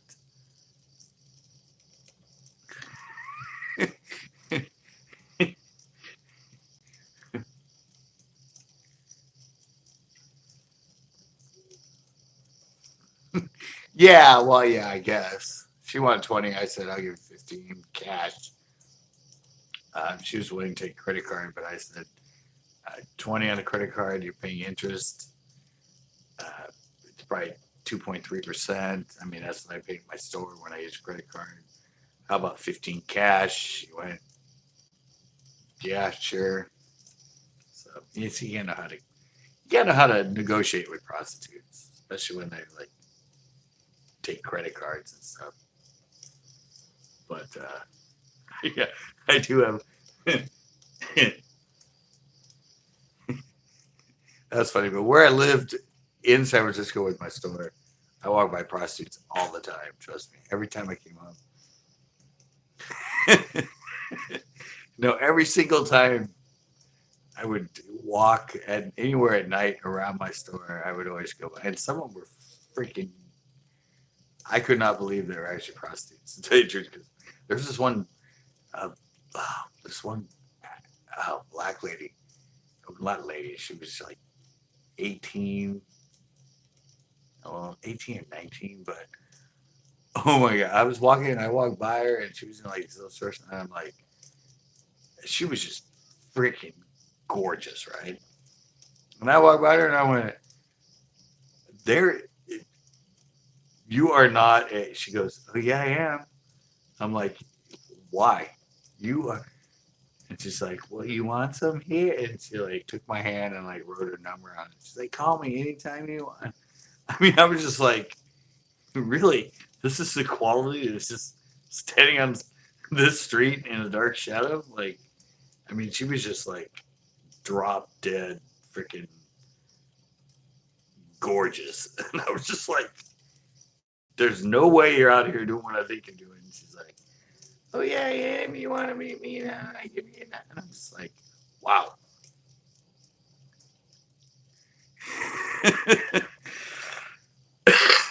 I never called her, but yeah. Oh, and I had another one. Oh, that's what I was going to tell you guys. Uh, I was another SF story. I should have done this one in the last one, but no, I was walking down the street. I forget where I was headed. Actually, I was just headed to some of the clubs, kind of down from where my store was, and there were these girls that pull up in a PT Cruiser, regular PT Cruiser and that, and they pull up. And they're like, "Hey, you want to go to a party?" And I'm like, well, where is it? He's like, oh, it's just on that and that. But hey, yeah, you want to go? And I'm like, sure. So the passenger gets out. I open the back.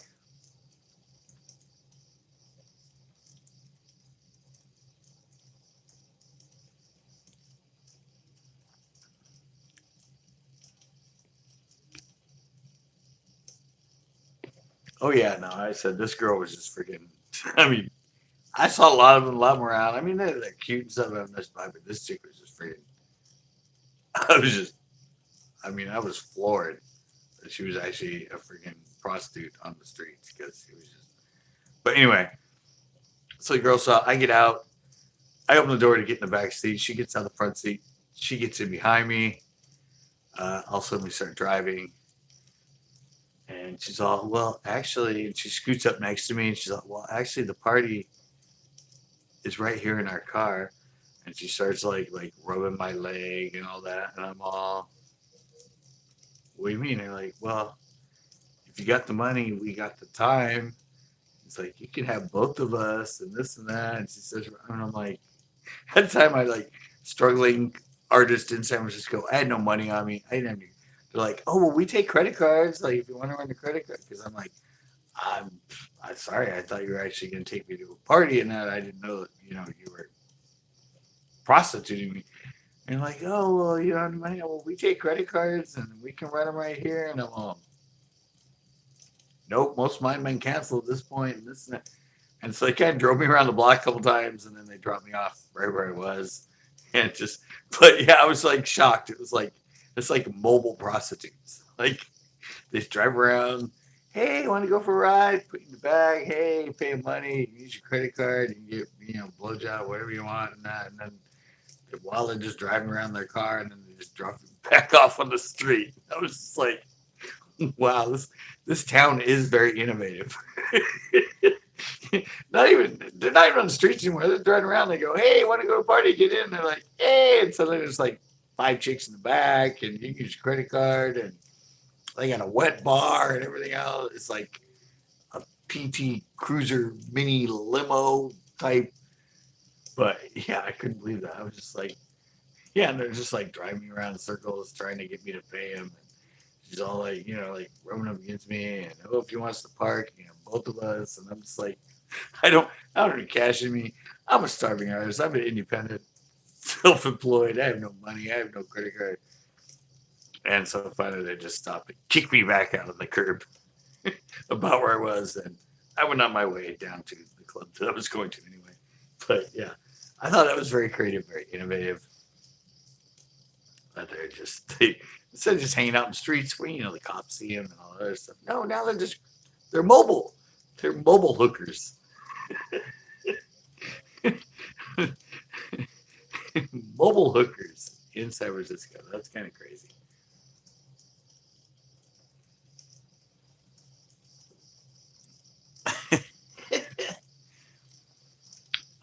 Yeah, I wasn't looking for anything. I mean, yeah.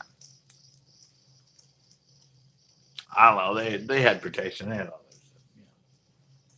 That part of it was good, but it was kind of no. They all use protection up there. They're pretty actually responsible prostitutes. Like even the oral, all that they use a condom and everything else. Yeah, it's kind of weird. But I mean, that's what I hear.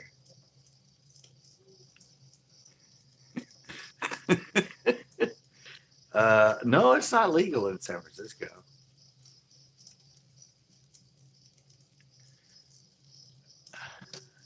Yeah, there were some. Actually, you guys watch Fire. I gotta take a restroom break. Talk amongst yourselves. I'll be right back. I said this Christmas time, and he goes, "Did you go pee? We'll hang out." Um, so yeah, I'm gonna take a bathroom break. I'll be right back. It's Fire. Chat amongst yourselves. Won't be long. I'm quick.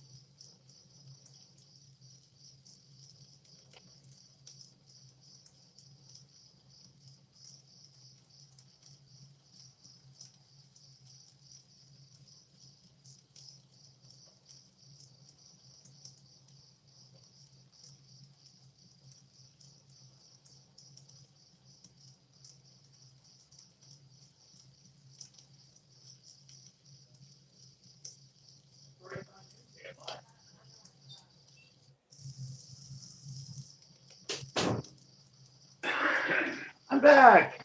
I made it. Is anybody here? Are we all here? Are we still here? Hey, we stayed. God, Chris, you're a genius. I didn't know I could go live and pee at the same time. I thought for sure I had to end it just to go pee.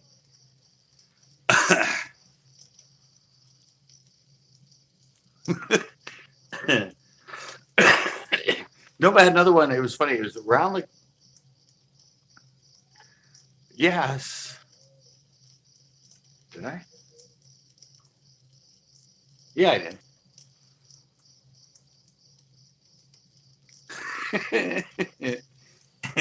No, but there was funny. There's this place around the corner from me. It was a massage parlor, and the front window had like a aquariums in it with koi. And I'd always walk by it. I mean, I lived there for 4 years. I always walk by it. Everyone's like, yeah, that's one of those places where you can get the massage with the happy ending type stuff. And I don't know, it was just door. I mean, obviously it was. I mean, you'd been there the whole time. It's a legit business thing. But I'd never, and one night I was walking home, and it was some guys from, it'd be funny, high country, because I think it was some guys from New Zealand. They were from New Zealand, or no, I think they're from New Zealand. And I'd come from one of the bars I know, and I was walking with them, and they were like really drunk, and they're like, "What is this place?" Or what? I can't do the right accent anyway. And so they went up and actually knocked on the door, and it was like I said, it was like 2 in the morning now, and all of a sudden it opened up, and it was some like lady with a towel around her, and he started talking to him and asking him like, "Well, what is this place? Can like, oh, can we get a massage?" Right? And she's all like, no, we booked. She was Asian. No, we booked. No time now. Whatever. But yeah, I was just like, and then they like closed it, and I was like, wow, thank you. Like I've walked by this place forever, and I always just kind of want to know what was inside that door, because the windows were they were like aquariums with, and I just had a sign up top that said massage. So I always thought it was one. But yeah, I remember these. I was talking to them, and we walked in front of it, and he looks up and goes, "You ever been to this place?" And I'm like, "No." He's like, "Well, let's knock on the door." I'm like, "No, it was black. It was all black, and like I said, the behind it was like kind of like storefront windows, like kind of greenhouse out windows on each side, but they're black behind that, but they had fish tanks in them.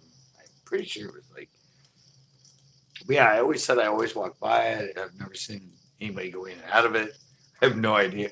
And so they were just like, let's fucking knock on the door. And yeah, I was just like, so the Asian woman opens the door with like just a towel on. It was just like, and he starts asking her, like, well, can I come in? Can I get him in? No. But yeah, it was funny. I finally got to know what was behind that door.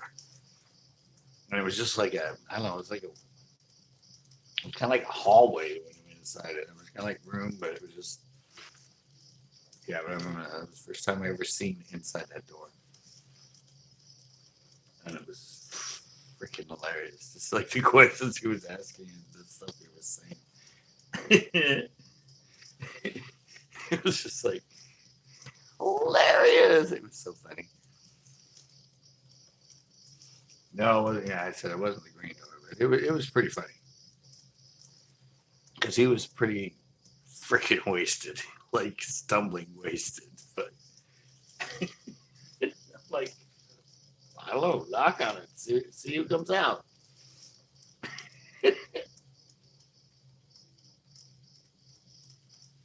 Another one funny too is San Francisco. I mean, obviously, around where I lived in Tenderloin and around Union Square. Yeah, the turnaround, and all that. That's the downtown part. That's where all the hookers. One time I'm walking along and I was coming from like the grocery store, middle of the day. There was some older lady, like in her 50s or whatever. And I'm just walking by and suddenly out of nowhere, she's like, would you like a blowjob? $5. I was just like, she's like, I got a place right here. And I'm just like, I'm good. I'm good. And I just kept walking. But I mean, middle of the day, it was like 2 in the afternoon, something like that. And I don't know, she was out there with like a couple friends, just like kind of sitting in front of their place. And she's just like a blowjob? I'm all, excuse me? Like, blowjob? Huh? I get blowjob for $5. I got a place right at my place. And I'm just like, I'm good. Oh, another thing too, I told the story about the guy that was the gay guy that was molesting my mannequin. Well, there was one night, and I come back to my store at like 2 in the morning, and I open the door. I don't think uh, I'd been there. Oh no, but I got my mail. I hadn't checked my mail. So anyway, I had the door open, and I was on the porch, and I was opening some envelopes, and this older guy, probably in his 60s,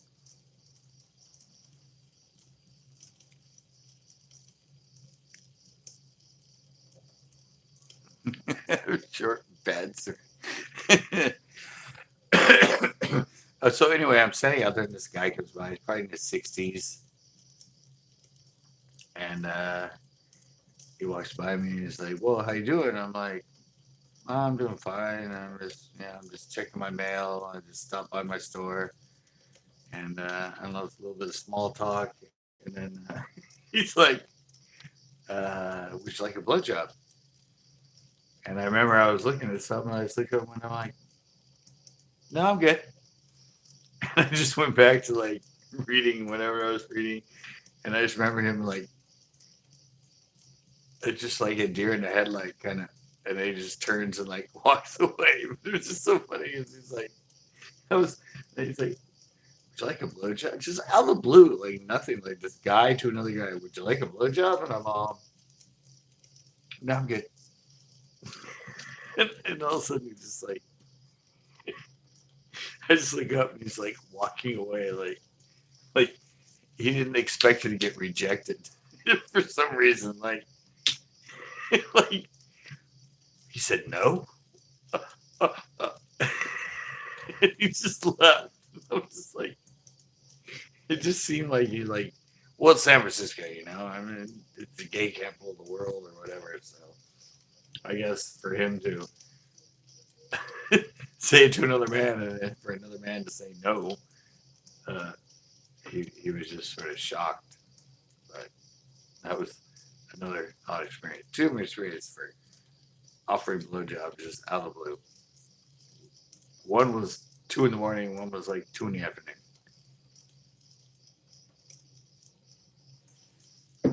But yeah, interesting place, San Francisco. Let me tell you, very, very interesting place. I told you some of the stories are a lot of stories, but time is it now anyway?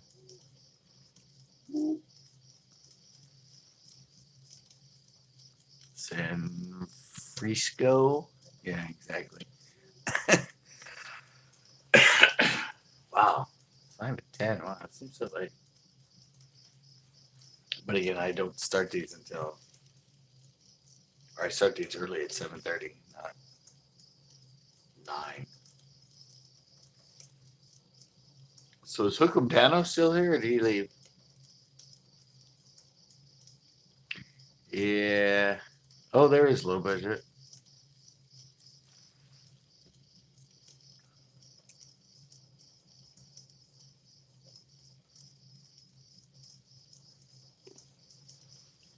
Yeah, exactly.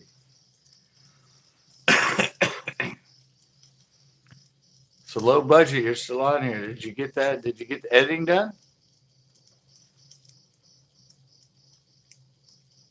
Hi, Chris. I always said no to that. Back then, I owned a clothing store. I got people to model for me. I was like Mr. Cool. As far as women went, I was Mr. I never had an issue with women. As far as that sort of thing and that, I was always a bachelor. I don't think I ever had a girlfriend the whole time for the 4 years in San Francisco. Just kind of had acquaintances. But, but yeah, I was hooked up with the club scene. I was hooked up with club promoters. I was a DJ, all that stuff. It's I don't know. It's not rocket science when or that way. But so you got that one going, huh? Low budget. When do you think? Are you gonna upload tomorrow, or when are you thinking? I mean, I don't care as far as when you get it up. But like I said, I already have Flack lined up, so I might have to hook that one up tomorrow and get that one on. So good, good. So we'll finally have one complete. My beginning one and your ending one. So yeah, that'll be good. All right, I will get the Flack one going, and I've got to hit up. I don't know. I said I have like seven or eight. I don't know, like 8 to 10 people already lined up.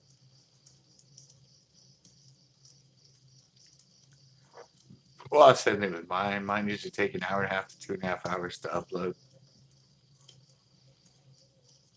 But make sure once you get uploaded to send me a link, send me the URL and that so I can do it in the post and put it in the URL so the post actually has the video in it. So not just a link, but I'll do a post and they'll just be able to click it right there and watch it. I just need you to do the URL and send it to me in email. And yeah, I said Flack's already there. He already sent me the pictures. It's up to me. I don't even know what baits I'm going to give him yet. I'm just going to pick out a few, figure something out. I kind of have an idea what I want to send him as far as baits. And then, like I said, I'm just going to start methodically going down. I don't know how to do that either. Well, now if you have the new beta, if you have the beta, you probably don't have classic. You probably have the beta when you go into your managing your videos and everything. If you go into the beta and click on it as a video, oh, you use a classic. Well, if you get into classic, then once you, I had the classic. They switched me. Beta's actually really cool. It's kind of complicated for most people. I kind of like. Okay, classic. Um, Geez. Well, put it up in the videos. Uh, put the mouse on the video. Actually, it should tell you right away. Actually, when you upload it, actually the second you upload it, right below, it'll say video will be live at, and it'll show you the URL. I think it's right underneath where the thumbnail thing is, something right below. That will give you the actual URL right there. Yeah, usually when you upload off the site, it says your video will be live at. That's actually the URL. If not, when you go into it, if you right click it, up on the top, it'll say copy URL, and it'll say like copy URL at present time, blah, blah, blah. That's also the URL. If you go to the beta on the side, when you go to the video off the side, it says it right there. It says URL, and then down below it, it has it. It's off to the right if you do beta. Yeah, usually if you right click, Daniel's still here. Well, that's good. You haven't fallen asleep and died. Yeah, but there's a lot of ways. Usually, if you just put it on the video itself and right click, it'll say like save as or copy URL, blah, blah, blah. So just copy that, do an email to me, paste it in there. It'll be https /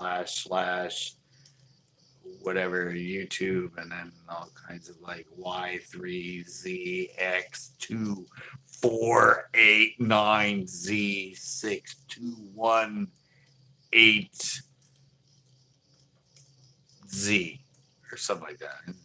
Whatever the numbers I use to do it, but yeah. But you will do it if you right click on it. It'll always say copy URL. But yeah, send me that because that's the way it takes for me to put into the post to put it in as a post. So when I post it saying, hey guys, check it out. Low Budget just finished and posted his video of taking our CCP bait challenge. Here it is right below. Click on it and enjoy. So I want to have a link. It'll be actually embedded in the post. So all they have to do is click on it. It'll take them right to your channel, not my channel, but your channel, and they'll be able to watch it.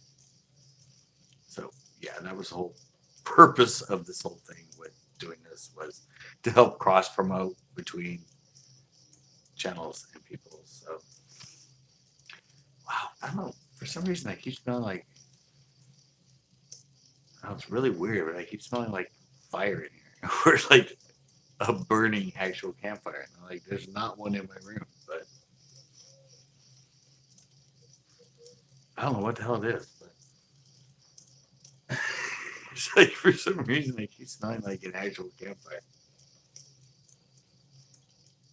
and I know there's not one here. That's just so weird.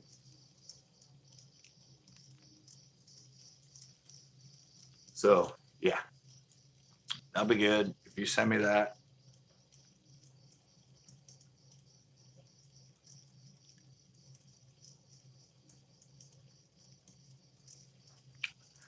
Oh yeah, no, that's totally fine. I can send you more. You can do another challenge again. I mean, once I rotate through everybody, I can re-challenge somebody with. I mean, I have so many more baits I can send you. I mean, I only sent you 5. It's not like just because I did the challenge to you once that it's done. Because I can go re-challenging low budget with these baits, and I can send you something totally different. So it's never. That's why I like doing it. That's why I like doing the way I did it, because it can always be a repetitive thing with you. I mean, not like every other week. We're just like, or I only get one person to do the challenge. Like you're the only one that ever did it, and I just keep sending you different baits every week, and it's like the same thing. CCB bait challenge at low budget bass. CCB bait challenge at low budget bass. And every time I just send you 500, it's it's getting a bunch of people, getting more, and it could be seasonal. I said this thing will probably last. Came up with it last fall. It only really works when they're biting. So now it's spring through probably fall, and that'll be kind of the season 1 of CCB Bait Challenge, and then next spring will be sort of season 2 of CCB Bait Challenge. But and it'll get more innovative. I mean, I have so many baits. There's so many other baits that there's a lot of baits that I wanted to do that I just couldn't afford to do as far as buying volume of them. But for doing 1 or 2 or something like that, they're buying like 5 of them and spread them out, and some other sort of ones that the really cool ones that I want to do, but it would take a lot of time on my side to uh, do the process and make them, and that, which isn't really, unless you have mass produced, isn't really affordable or profitable to. But through this, I can actually uh, do a bunch of them up and make them and everything else. So it'll be, yeah, it'll be fun. You're the first. You're the exploratory, and you did a great job with the thumbnail. I'm seeing what you've done with the other stuff, so I know you probably did a great job with it. Flack, uh, he actually won a couple of my baits. He actually sent me an email inquiring about uh, sponsoring my baits and doing videos for my baits. Not really, kind of. For some reason, I thought he kind of thought it was a third person affiliate, and didn't know that emailing through CCB Baits was actually back straight to me. So he was talking to me as if it wasn't me, and I'm like, "Hey, Fleck, it's me. I'm the one that does all this and that." And he's like, "Oh, yeah, I love." But anyway, he set up, and the kind of reason I did you low budget because you were my first Patreon. You were my first Patreon. Well, Flack, I was actually his first ever subscriber. He's a vet. I think he's. I don't know if he's on disability or if he suffers from post-traumatic stress or something like that. But yeah, I was his very first ever subscriber. So I went from you because you were my first Patreon, and now I'm going to him for the second one because he was my very first, or I was his very first subscriber. And kind of from here, I don't know how I'm going to pick the third and the fourth and the fifth person, but I said I have a lot of people. I have the emails and everything. I sent them all the emails. The one I sent to you, sort of, hey, yeah, working on it, working our way through it, trying to figure it out. So I'm gonna start going back through those and saying, "You're ready. You want to do this? Let's do it. Send me the thumbnail picture and let's go." Want me to pick? Yeah. Yeah, that might be good. That'd be good. Maybe I'll send you a list of all the other potential people.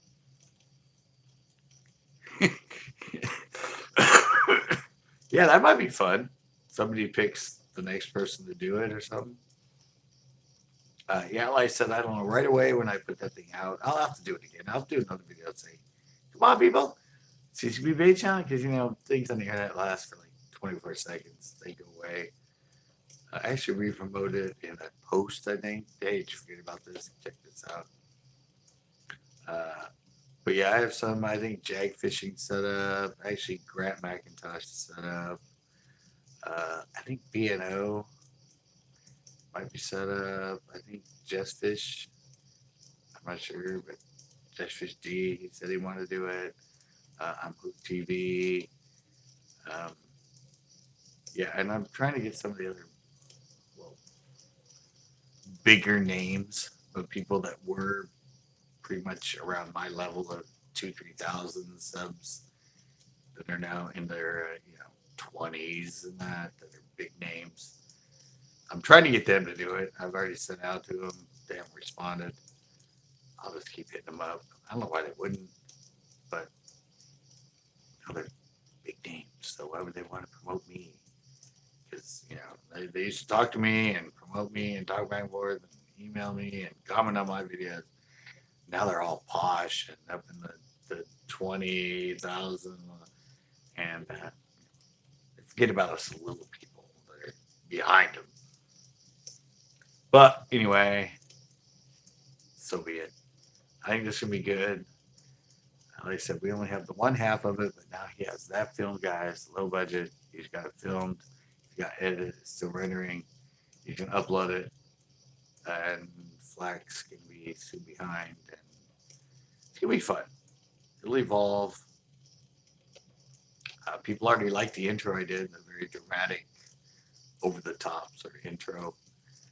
That's gonna be the same intro for all of them, and yeah, it'll be a lot of fun.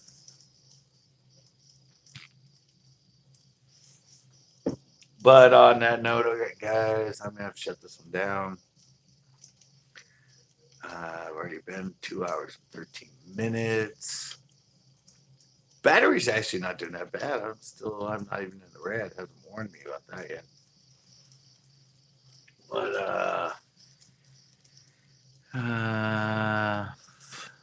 like, no, it's FLAC, FLAC. Flax or flag? No, it's FLAC, but it's F period, L period, A period, C period. Oh yeah, no, he's a vet. He's been around, yeah, but it's capital F period, L period, A period, C. Uh, Former, I don't. He told me at one time what it what it stands for, but yeah, I said I already got the thumbnail from him. He's ready to do it. He won one of my baits, one of my giveaways a long time ago, and he really loved the baits. He's done videos with it. I said, yeah, I'm pretty sure it's capital F period, L period, A period, C period. He has videos. He makes fishing videos. He's done a bunch of with my baits. But yeah, he's gonna be the next guy to do it. And then who knows? Maybe low budget will pick something for that. But thanks a lot, guys, for the Storytelling Tuesday. I don't know when I'll be live again. I always say that. Maybe Friday night. Maybe I'll do a late night Friday. But if I'm fishing somewhere or I go live in the evening on a Friday, I probably won't. But hopefully, there should be a video coming tomorrow. And yeah, thanks a lot. And like Big Worm just said,